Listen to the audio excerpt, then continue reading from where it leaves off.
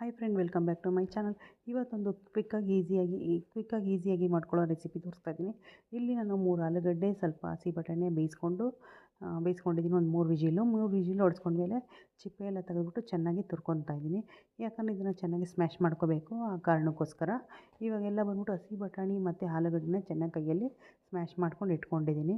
ಇಲ್ಲಿ ರುಚಿಗೆ ತಕ್ಕಷ್ಟು ಉಪ್ಪು, ಚಿಲ್ಲಿ ಪೌಡರು, ಸ್ವಲ್ಪ ಗರಂ ಮಸಾಲೆ, ಚಾಟ್ ಮಸಾಲ ಹಾಕ್ಕೊಂಡು ಇದನ್ನು ಕಲಿಸ್ಕೊತಾ ಇದ್ದೀನಿ. ಇದಕ್ಕೆಲ್ಲ ಹೊಂದ್ಕೋಬೇಕಲ್ಲ, ರುಚಿಯಾಗಿರಬೇಕು ಅನ್ನೋ ಕಾರಣಕ್ಕೆ ಹಾಕ್ಕೊತಾ ಇದ್ದೀನಿ. ನಿಮ್ಮ ಹತ್ರ ಏನಾದರೂ ಆಮ್ಚೂರು ಪೌಡ್ರ್ ಇದ್ದರೆ ಅದನ್ನು ಹಾಕ್ಕೋಬೋದು ಫ್ರೆಂಡ್.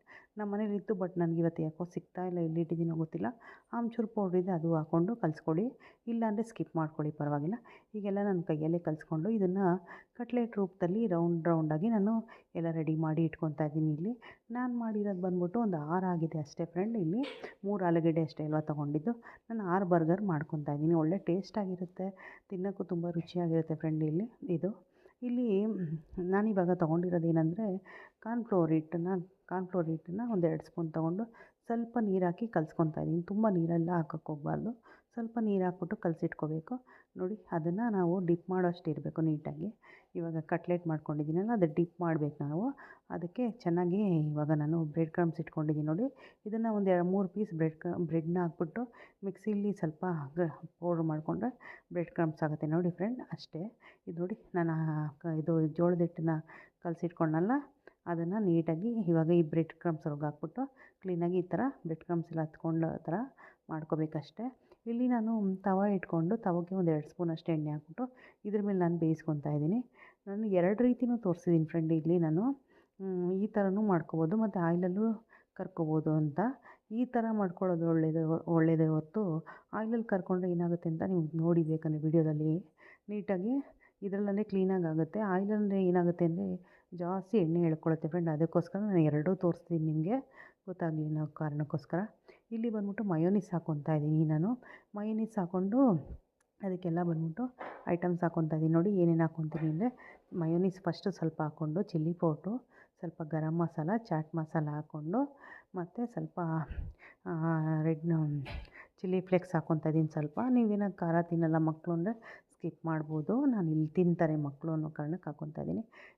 ಸಣ್ಣ ಮಕ್ಕಳಿದ್ರೆ ಬೇಡ, ನೀವು ಸ್ಕಿಪ್ ಮಾಡ್ಬೋದು. ಚಿಲ್ಲಿ ಸಾಸು ಮತ್ತು ಟೊಮೆಟೊ ಸಾಸ್ ಹಾಕ್ಕೊಂಡು ಇಷ್ಟು ಹಾಕ್ಕೊಂಡು ನಾನು ಮಿಕ್ಸ್ ಮಾಡ್ಕೊತಾ ಇದ್ದೀನಿ.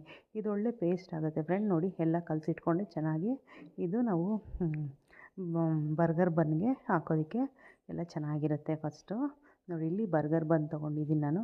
ಇಲ್ಲಿ ಸ್ವಲ್ಪ ಬಟರ್ನ ಕ್ಲೀನಾಗಿ ಹಚ್ಕೊತಾ ಇದ್ದೀನಿ ನೋಡಿ. ಈ ಥರ 2 ಪೀಸ್ ಮಾಡ್ಕೊಂಡಿದ್ದೀನಿ ನಾನು, ಕಟ್ ಮಾಡ್ಕೊಂಡಿದ್ದೀನಿ ಚಾಕುಲಿ ಕಟ್ ಮಾಡಿಕೊಂಡು ನೋಡಿ. ಈ ಥರ ಸ್ವಲ್ಪ ತವ ಮೇಲೆ ಸ್ವಲ್ಪ ರೋಸ್ಟ್ ಆಗೋ ತನಕ ನಾವು ಚೆನ್ನಾಗಿ ಈ ಥರ ಮಾಡ್ಕೋಬೇಕಾಗತ್ತೆ. ತುಂಬ ಸೀಸ್ಕೊಳ್ಳೋಕೆ ಹೋಗಬಾರ್ದು, ಸ್ವಲ್ಪ ರೋಸ್ಟ್ ಆದರೆ ಸಾಕು. ಗೋಲ್ಡನ್ ಬ್ರೌನ್ ಅಂತಾರಲ್ಲ, ಆ ಥರ ಆದರೆ ಸಾಕು.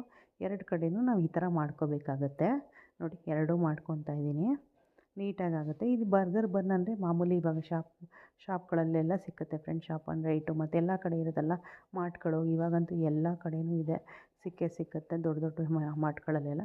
ನೋಡಿ, ಈ ಥರ ನಾವು ಬನ್ನಿಗೆ ನೀಟಾಗಿ ಹಾಕ್ಕೋಬೇಕಾಗತ್ತೆ ಕ್ಲೀನಾಗಿ. ನೋಡಿ, ಈ ಥರ ಹಾಕ್ಕೊತಾ ಇದ್ದೀನಿ ನಾನು. ಮತ್ತು ಹೊಸಬರಾದರೆ ದಯವಿಟ್ಟು ಸಬ್ಸ್ಕ್ರೈಬ್ ಮಾಡ್ಕೊಂಡು ನೋಡಿ ಫ್ರೆಂಡ್. ಹೇಗಿದೆ ಅಂತ ವಿಡಿಯೋ ಕಮೆಂಟಲ್ಲಿ ತಿಳಿಸಿ. ಹೀಗೆ ಒಂದು ಹೊಸ ವಿಡಿಯೋಗಳೆಲ್ಲ ಬರ್ತಾ ಇರುತ್ತೆ ನೋಡಿ. ಹೇಗೆ ಏನು ಅಂತ ಕಮೆಂಟಲ್ಲಿ ತಿಳಿಸಿ ಅಂತ ಹೇಳ್ತೀನಿ. ಮತ್ತು ಲೈಕ್ ಮಾಡೋದನ್ನ ಮರಿಬೇಡಿ ಫ್ರೆಂಡ್. ನೋಡಿ, ಈಗ ಕಟ್ಲೆಟ್ನ ನೀಟಾಗಿ ಇಟ್ಕೊಂಡಿದ್ದೀನಿ. ಅದ್ರ ಮೇಲೆ ನಾನು ಕ್ಯಾಬೇಜ್ ಹಾಕ್ಕೊತಾ ಇದ್ದೀನಿ. ಕ್ಲೀನಾಗಿ ನಾನು ಮೊದಲೇ ಕಟ್ ಮಾಡಿ ಇಟ್ಕೊಂಡಿದ್ದೆ ನೋಡಿ. ಕ್ಯಾಬೇಜ್ ಹಾಕ್ಕೊತಾ ಇದ್ದೀನಿ. ಇಲ್ಲಿ ಬಂದ್ಬಿಟ್ಟು ನಾವು ಯಾವಾಗಲೂ ಫಾರಮ್ ಟೊಮೆಟೊ ಉಪಯೋಗಿಸ್ಬೇಕಾಗುತ್ತೆ ಫ್ರೆಂಡ್. ನಾಟಿ ಟೊಮೆಟೊ ದಯವಿಟ್ಟು ಉಪಯೋಗಿಸೋಕೆ ಹೋಗಬೇಡಿ. ನಾಟಿ ಟೊಮೆಟೊ ಹಾಕ್ಕೊಂಡ್ರೆ ಅಷ್ಟು ಚೆನ್ನಾಗಿರಲ್ಲ, ಸ್ವಲ್ಪ ನೀರು ಬಿಟ್ಕೊಂಡಂಗೆ ಆಗುತ್ತೆ ಅದಕ್ಕೆ. ಇಲ್ಲಿ ಈರುಳ್ಳಿ ಪೀಸೊಂದು, ಆನಿಯನ್ ಪೀಸು ರೌಂಡಾಗಿ ಕಟ್ ಮಾಡಿ ಅದನ್ನು ಹಾಕ್ಕೊತಾ ಇದ್ದೀನಿ. ನೀವೇನಾದ್ರು ಕ್ಯಾಪ್ಸಿಕಮ್ ತಿಂತೀವಿ ಅಂದರೆ ಕ್ಯಾಪ್ಸಿಕಮ್ ಆ್ಯಡ್ ಮಾಡ್ಕೋಬೋದು. ನಾನು ಇಲ್ಲಿ ಕ್ಯಾಪ್ಸಿಕಮ್ ಹಾಕಿಲ್ಲ. ಇಲ್ಲಿ ಮತ್ತು ಸ್ವಲ್ಪ ಮಯೋನೀಸ್ ಹಾಕ್ಕೊತಾ ಇದ್ದೀನಿ. ಮಯೋನೀಸ್ ಹಾಕ್ಕೊಂಡು ಚೀಸ್ ಒಂದು ಹಾಕ್ಕೊಂಡಿದ್ದೀನಿ. ಇಲ್ಲಿ ಬಂದ್ಬಿಟ್ಟು ಈ ಕಡೆ ಸೈಡ್ ಬರ್ಗರ್ ಬನ್ಗೆ ಅದಕ್ಕೆ ಫಸ್ಟು ಸಾಸೆಲ್ಲ ನಾನು ಮಿಕ್ಸ್ ಮಾಡಿದ್ನಲ್ಲ, ಅದು ಹಾಕ್ಕೊಂಡೆ. ಇಲ್ಲಿ ಬಂದ್ಬಿಟ್ಟು ನಾನು ಬರೀ ಮಯೋನೀಸ್ ಮಾತ್ರ ಹಾಕ್ಕೊತಾ ಇದ್ದೀನಿ, ಯಾಕಂದರೆ ಟೇಸ್ಟು ತುಂಬ ಚೆನ್ನಾಗಿರುತ್ತೆ. ನೀವು ಈ ಥರ ಟ್ರೈ ಮಾಡಿ ನೋಡಿ, ಹೇಗಿದೆ ಅಂತ ಹೇಳಿ ಫ್ರೆಂಡ್. ನಿಮ್ಮ ಮಕ್ಕಳು ತುಂಬ ಇಷ್ಟಪಟ್ಟು ತಿಂತಾರೆ. ಮತ್ತು ಎಲ್ಲರಿಗೂ ಮನೆಯವರು ಮಕ್ಕಳು ತಿನ್ಬೋದು, ಮತ್ತು ಮನೆಯವರು ನಾವು ಸಹ ತಿನ್ಬೋದು. ಮಕ್ಕಳಿಗೆ ಅಂದ್ಕೊಂಡು ನಾವೇನು ತಿಂದಿರಲ್ಲ, ನಾವು ಟೇಸ್ಟ್ ಮಾಡೇ ಮಾಡ್ತೀವಿ. ಎಷ್ಟು ದೊಡ್ಡದಾಗಿದೆ ನೋಡಿ, ಚೆನ್ನಾಗಾಗಿದೆ, ಫುಲ್ ಸಖತ್ತಾಗಿ ಬರುತ್ತೆ ನೋಡಿ. 2 ಈ ಥರ ಹಾಕಿ ನಾವು ತವ ಮೇಲೆ ಮಾಡ್ಕೋಬೋದು. ಮತ್ತು ಮೈಕ್ರೋ ಓವನ್ ಇದ್ದರೆ ಮೈಕ್ರೋ ಓವನಲ್ಲೂ ಮಾಡ್ಕೋಬೋದು, ಮತ್ತು OTGಲ್ಲೂ ಮಾಡ್ಬೋದು, ಮತ್ತು ಸ್ಯಾಂಡ್ವಿಚ್ ಮಾಡೋ ಮೇಕರ್ ಇರುತ್ತಲ್ಲ ಫ್ರೆಂಡ್, ಅದರಲ್ಲೂ ಮಾಡ್ಕೋಬೋದು, ಸ್ಯಾಂಡ್ವಿಚ್ ಮೇಕರಲ್ಲೂ ಮಾಡ್ಕೋಬೋದು. ನಾನಿವಾಗ ತವದಲ್ಲೇ ತೋರಿಸ್ತಾ ಇದ್ದೀನಿ. ನಮ್ಮನೇಲೂ ಮೈಕ್ರೋ ಓವನ್ ಇದೆ, ಬಟ್ ನಾನು ನಿಮಗೆ ಎಲ್ಲರಿಗೂ ಗೊತ್ತಾಗಬೇಕು ಅನ್ನೋ ಕಾರಣಕ್ಕೆ ತವದಲ್ಲಿ ತೋರಿಸ್ತಾ ಇದ್ದೀನಿ. ನೋಡಿ ಫ್ರೆಂಡ್, ಆಯಿತು ಇವಾಗ. ಎಷ್ಟು ಚೆನ್ನಾಗಿದೆ, ಕಲರ್ಫುಲ್ಲಾಗಿ ಆಗಿದೆ ನೋಡಿ. ಫುಲ್ಲು ನಾವು ಸಾಸ್ ಜೊತೆನೂ ತಿನ್ಬೋದು, ಹಾಗೇನೂ ತಿನ್ಬೋದು. ನೋಡಿ ಫುಲ್ಲು ಬಾಯಿ ತುಂಬ ತುಂಬ್ಕೊತಾ ಇದೆ, ಅಷ್ಟು ದೊಡ್ಡದಾಗಿದೆ, ಚೆನ್ನಾಗಿದೆ. ನೀವು ಮಾಡಿ ಫ್ರೆಂಡ್, ಹೇಗಿದೆ ಅಂತ